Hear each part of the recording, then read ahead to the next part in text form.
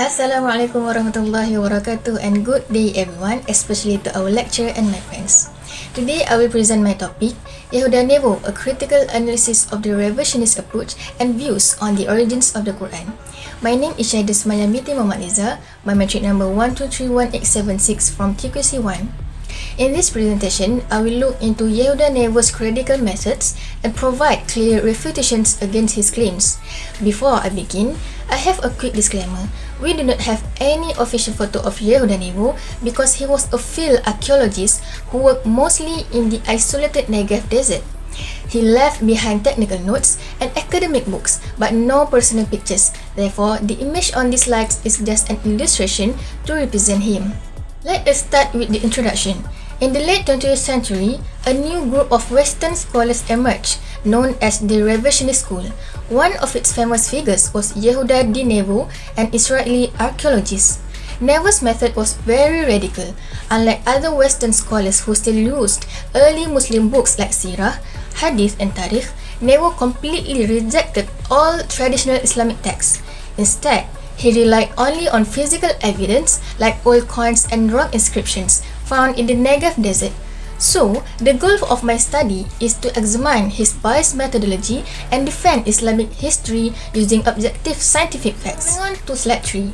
Nevo was born in 1932 and focused his career on desert archaeology. He led a project in the Negev desert where his team found thousands of early Arabic rock inscriptions.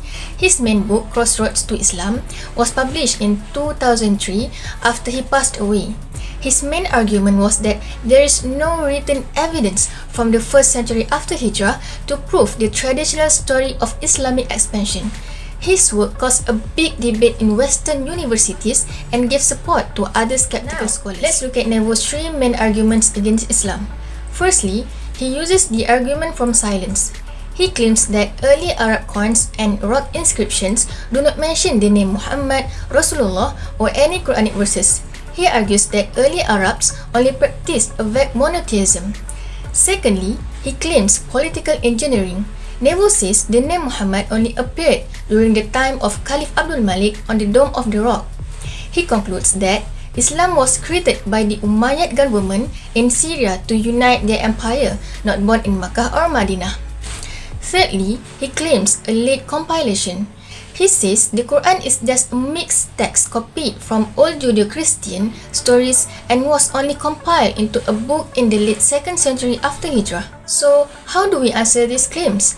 First, his argument from silence is a logical fallacy. Just because travelers in the lonely Negev desert did not write official state texts on rocks, it doesn't mean historical events in Makkah and Madinah did not happen. Those rock inscriptions were just private graffiti and personal short prayers, not official documents. Secondly, physical science completely proves him wrong. The famous Birmingham Quran manuscript was tested using radiocarbon dating. Science proves with 95.4% probability that it dates back to between 568 and 645 Common Era. This means the Quran already existed during or right after the Prophet's lifetime. We also have the Syahidah 1 manuscript which matched to this Quran structure. Furthermore, recent discoveries shows that Nevo only cherry-picked his data. Scholars have found many 1st century inscriptions outside the Negev desert. For example, the Zuhar inscription dated 24 after Hijrah explicitly mentions the death of Caliph Umar. Other early inscriptions contain Ayatul Kursi and the Syahidah formula. Most importantly, the preservation of the Quran does not depend on rock inscriptions. It depends on the strong tradition of memorization and oral transmission passed down mutawatir from generation to generation.